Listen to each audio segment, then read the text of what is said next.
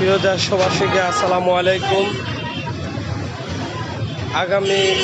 গতকালকে রাত্রে আমাদের দেশনেত্রী বেগম খালেদা জিয়া ফুসফুসের কারণে কথা বলতে পারে নাই। তার শারীরিক অবস্থা খুবই অসুস্থ হয়ে গেছে।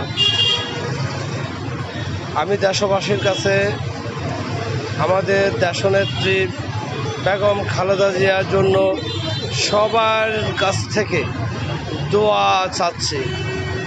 আপনারা আশা করি ইতিমধ্যে সবাই শুনেছেন, আমাদের দেশনেত্রী বেগম খালেদা জিয়া বর্তমানে বসুন্ধরা আবাসিক এলাকা, এবার কেয়ার হসপিটাল এবং কি অ্যাপোলো হসপিটাল সে সেবা নিচ্ছে।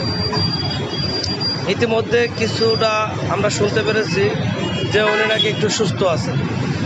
আপনারা সবাই দোয়া করবেন উনি যেন সুস্থ হয়ে দেশবাসীকে সুন্দরভাবে নেতৃত্ব দিতে পারে। তার জন্য প্রত্যেক মানুষের কাছে আমি দোয়া কামনা করতেছি। আসসালামু আলাইকুম।